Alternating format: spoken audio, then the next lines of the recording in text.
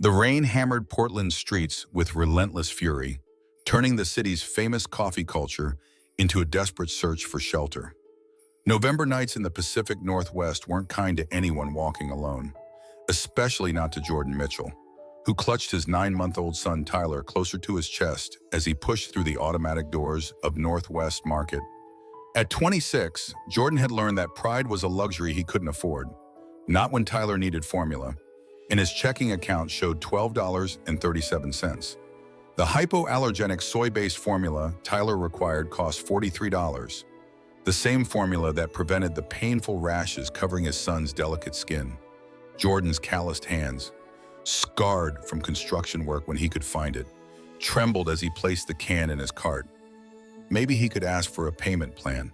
Maybe the cashier would understand that a young father was trying his best in a world that seemed designed to punish single parents, especially those who didn't fit society's narrow definition of normal.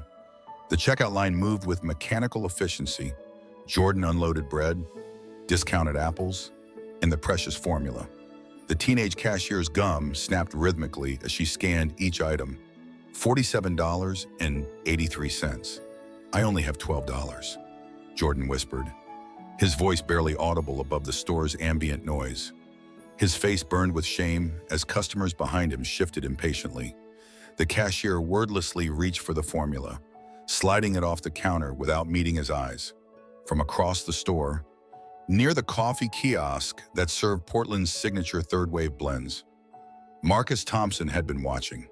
At 37, Marcus carried himself with the quiet confidence of someone who had built his success from nothing. His daughter Sophia sat in their cart, her 5-year-old curiosity drawn to the young father struggling at the checkout.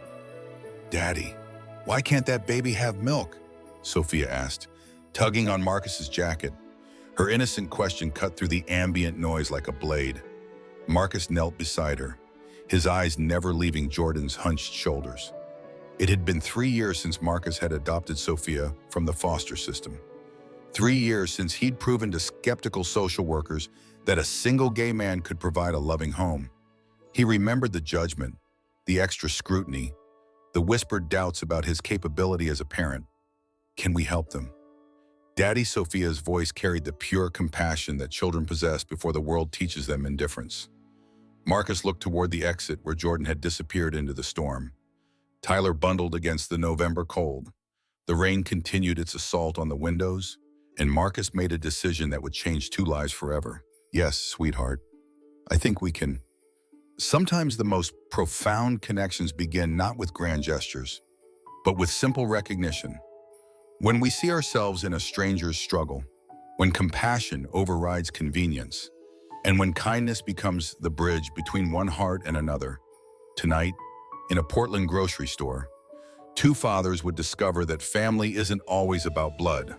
Sometimes it's about the courage to care when no one else is watching. Don't forget to follow Heart Stories for more emotional journeys that remind us of the extraordinary power hidden in ordinary moments. The Powell's Books bag rustled as Marcus carried warm soup and fresh formula through the November rain. Sophia skipped beside him, her small hand gripping his tightly as they approached the modest apartment building on Southeast Division. Portland's gentrification had pushed families like Jordan's to the margins, but this neighborhood still held pockets of genuine community. Jordan's surprise at seeing them again quickly melted into cautious gratitude. His apartment, though small, radiated the same warmth Marcus remembered from his own early days of single parenthood. Hand-sewn quilts covered secondhand furniture, and Tyler's toys were clearly crafted from love rather than purchased from stores. Above the mantel hung a photograph that stopped Marcus cold.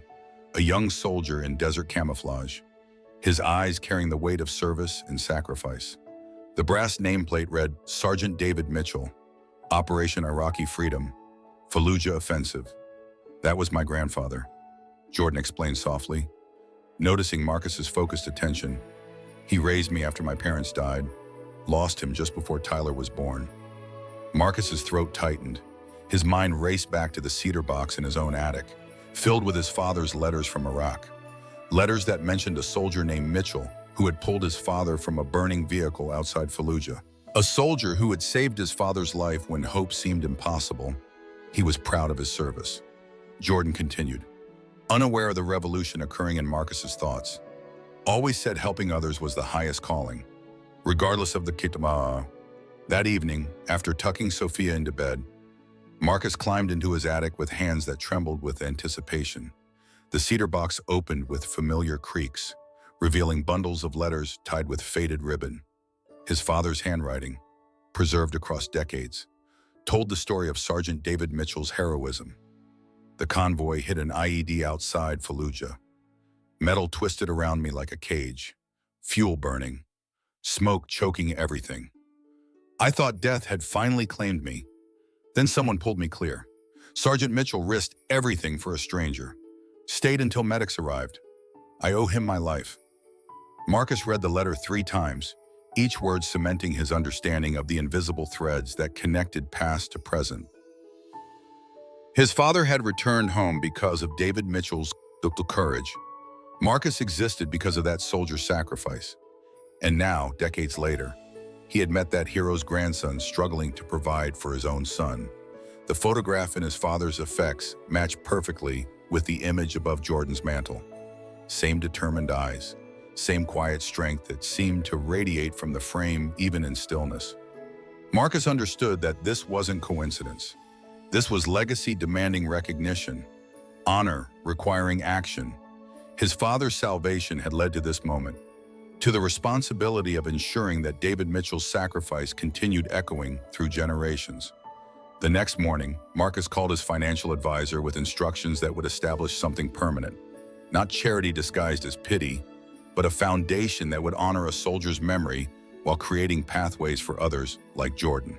The Mitchell Foundation would support LGBTQ+ parents navigating systems designed to exclude them, providing resources that transform struggle into strength. As Portland's rain continued its steady rhythm against his windows, Marcus realized that gratitude could only be properly expressed through action.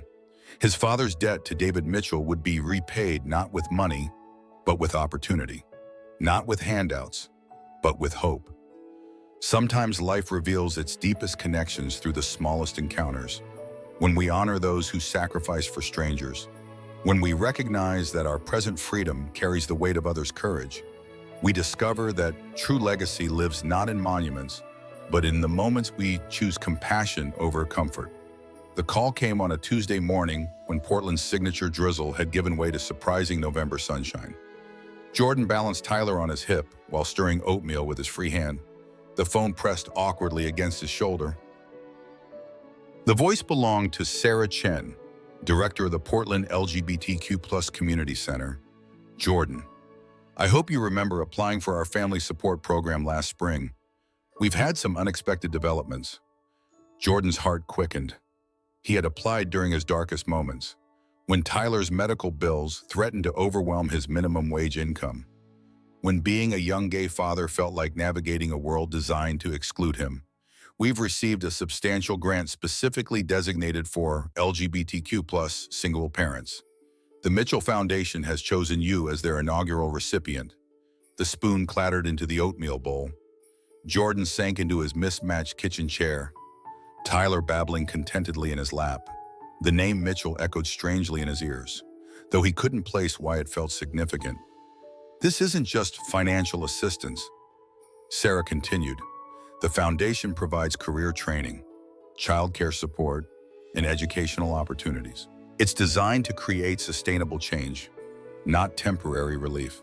That afternoon, Jordan walked through the renovated warehouse that housed Portland's LGBTQ+ community center. Tyler strapped to his chest in the carrier his grandfather had bought before deployment. The space buzzed with quiet energy. Support groups met in circles. Job training sessions filled computer labs, and children played in bright, safe corners. Sarah led them to a conference room where floor-to-ceiling windows revealed the Willamette River flowing past downtown's gleaming towers. Portland's tech boom had created wealth, but it had also displaced families like Jordan's to the city's margins. The Mitchell Foundation believes that strong communities require strong families, Sarah explained, spreading paperwork across the table. Your background in social work, combined with your lived experience as an LGBTQ+ parent, makes you perfect for our new family advocacy position. Jordan stared at the offer letter. salary, benefits, educational assistance, childcare subsidies, everything he had dreamed of but never dared expect. Tyler reached for the papers with chubby fingers, and Jordan gently redirected his son's attention to a colorful toy. The position involved supporting other LGBTQ+ parents navigating systems that weren't designed with us in mind. Sarah continued, family court advocacy, resource navigation, crisis intervention. You'd be helping others find their footing the way this foundation is helping you find yours. Outside the windows, Powell's book's iconic sign reminded Jordan of childhood afternoons spent reading in his grandfather's lap. David Mitchell had always insisted that education was the key to independence. That knowledge created opportunities that no one could take away. Why me? Jordan asked, his voice barely above a whisper. Tyler had fallen asleep against his chest, tiny fists curled in perfect contentment. Because you understand, Sarah replied simply. You know what it means to love a child in a world that questions your right to parent. You know the strength it takes to ask for help and the courage required to accept it with dignity. That evening, Jordan sat in his small living room, Tyler sleeping peacefully in his crib nearby. The foundation's materials spread across his coffee table like a map to a future he had never imagined possible. Career training at Portland Community College, partnership with Portland State University for degree completion, comprehensive childcare through the center's cooperative program. He thought about his grandfather's photograph on the mantle, about the uniform that represented service and sacrifice. David Mitchell had saved strangers because it was right, not because it was easy. Now, decades later, his legacy was creating opportunities for his grandson to do the same for other families. Jordan picked up his phone and dialed Sarah's number. Her voicemail picked up after several rings, but Jordan's message was clear. Yes, he said, tears streaming down his face. Yes, I accept. Sometimes hope arrives disguised as opportunity, wrapped in the understanding that we heal others by healing ourselves. When we transform our struggles into service, when we use our pain to prevent someone else's suffering, we discover that healing is never a solo journey. In Portland's rain-soaked neighborhoods, one young father was about to learn that accepting help isn't weakness. It's the first step toward becoming someone else's answer to prayer. The inaugural ceremony for the Mitchell Foundation filled the renovated warehouse space with November's golden afternoon light. Jordan stood backstage, his speech notes trembling in his hands as Tyler babbled happily in his carrier. 6 months of training had transformed Jordan from a struggling single parent into the foundation's family advocacy coordinator, but public speaking still terrified him. Marcus stood near the front, Sophia bouncing excitedly beside him in her yellow dress. She had insisted on coming to see Jordan and baby Tyler, the family that had somehow become precious to her without anyone explaining exactly how or why. The crowd represented Portland's diverse LGBTQ+ community, tech workers from Nike's headquarters mixed with artists from the Alberta district, families from every corner of the city united by shared experience and hope for change. Jordan's speech began hesitantly but gained strength as he shared his grandfather's story. David Mitchell's courage in Iraq, his dedication to service, and how that legacy of helping strangers had eventually created this moment of possibility. The audience leaned forward, drawn into the connection between past heroism and present hope. But Victoria Sterling watched from the back corner with calculating eyes. As director of corporate partnerships at Intel, Victoria had competed unsuccessfully for the contract to sponsor Portland Pride's family programming. The Mitchell Foundation's surprise emergence had disrupted her carefully laid plans for community influence. After Jordan's speech, as applause filled the warehouse and donors mingled over locally sourced refreshments, Victoria began her campaign of whispered doubts. Her words, carefully chosen and strategically placed, painted Jordan's selection as favoritism disguised as philanthropy. Strange how the first grant recipient happens to be dating the foundation's anonymous donor, she murmured to board members and donors. Makes you wonder about the selection process. The rumors spread like cracks in glass, subtle but destructive. By the following week, whispers had reached the foundation's board, questioning the ethics of Marcus and Jordan's relationship and whether personal connections had compromised the foundation's mission. The emergency board meeting convened on a Thursday evening when Portland's rain hammered the warehouse windows like accusations. Jordan sat at one end of the polished conference table, his hands folded tightly in his lap, while Marcus occupied the opposite end. The space between them felt measured in miles rather than feet. Victoria presented her concerns with professional detachment. While she claimed no malicious intent, questions had arisen about transparency and the foundation's selection criteria. Some donors worried that personal relationships might influence future decisions. Jordan's voice shook as he defended his qualifications, his need for assistance, and his commitment to serving other families. Marcus remained silent until Victoria finished her presentation, then stood with the quiet authority that had built his success in Portland's competitive tech industry. He opened a worn leather folder and removed documents that had waited decades for this moment. His father's military records, photographs from Iraq, and most importantly, the letter that detailed Sergeant David Mitchell's heroism during the Fallujah offensive. "My father wrote this letter in Iraq," Marcus began, his voice steady despite the emotional weight of the moment. He described the soldier who saved his life, who pulled him from burning wreckage and stayed until medics arrived. That soldier was David Mitchell, Jordan's grandfather. The room fell silent except for rain against windows. Marcus passed the documents around the table, each board member examining the evidence of a connection that predated his relationship with Jordan by decades. "I didn't establish this foundation because of who Jordan is to me," Marcus continued. "I created it because of who he is to the man who saved my father's life. This isn't favoritism. It's honor finally finding its expression." Jordan's eyes filled with tears as he understood for the first time the invisible threads connecting their lives. His grandfather's courage had rippled through time, creating the foundation that would now support countless families facing similar struggles. Victoria's accusations crumbled in the face of documented truth. The board's concern transformed into deeper respect for both men and the legacy they were determined to honor. When the vote came, unanimous support confirmed Jordan's position and Marcus's vision. Later that evening, as Portland's lights reflected in rain-slicked streets, Marcus and Jordan walked hand in hand through Pioneer Courthouse Square.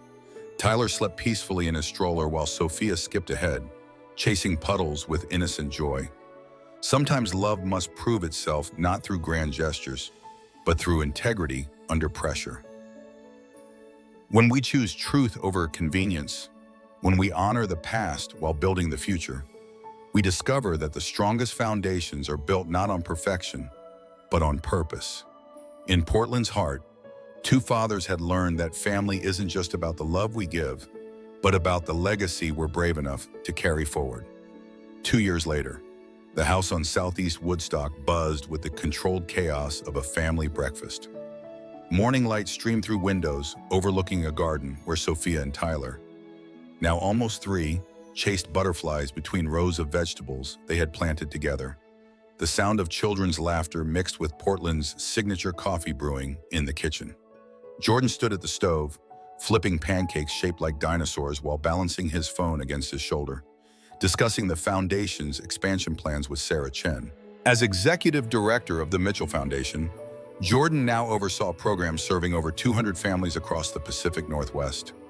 Marcus entered wearing running gear, his hair damp from Portland's persistent drizzle. He kissed Jordan's cheek and stole a dinosaur pancake from the plate, earning a playful swat and a grin that still made his heart skip beats.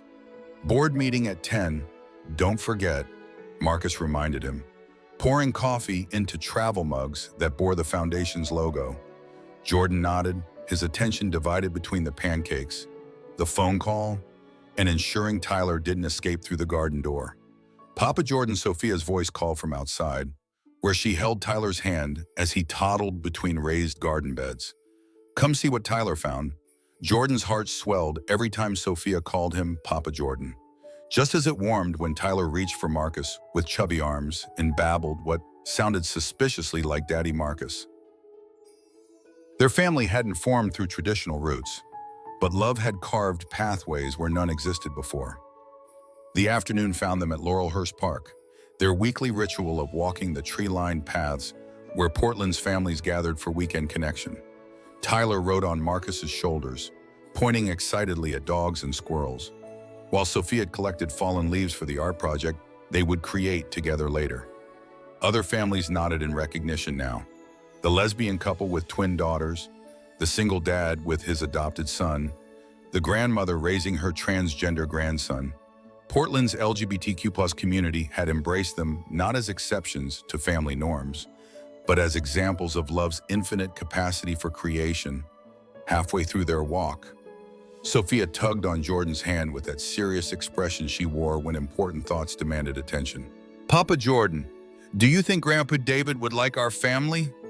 Jordan knelt beside her, his throat tightening with emotion.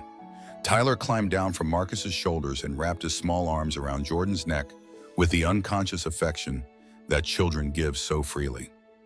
"I think he would love our family," Jordan replied, his voice thick with tears he no longer tried to hide, "because it's built on the same thing he believed in, taking care of people who need help, even when it's hard."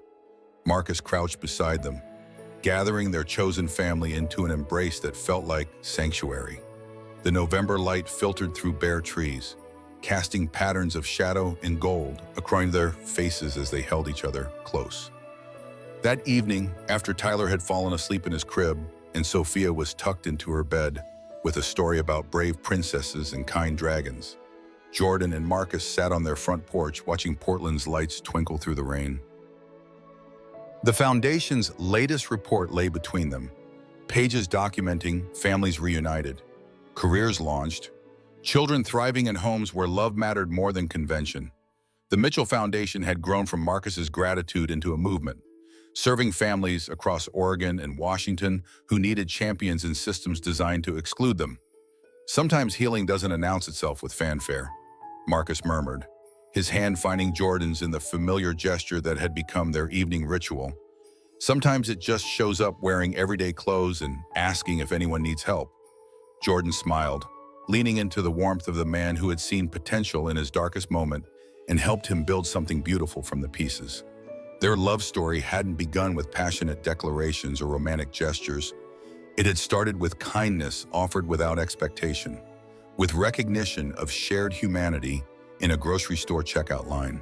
Now their home stood as proof that families form in countless ways, that love creates its own definitions, and that sometimes the most profound connections grow from the simplest acts of compassion. In Portland's gentle rain, two fathers had discovered that healing happens not when we forget our struggles, but when we transform them into bridges for others to cross. Have you ever experienced a moment when helping someone else ended up healing something within yourself? Sometimes the families we build through choice become stronger than the ones we inherit through chance. And love proves its power not through perfection, but through presence. Follow Heart Stories for more journeys that remind us that every act of kindness creates ripples we may never see, but which shape the world in ways that matter most.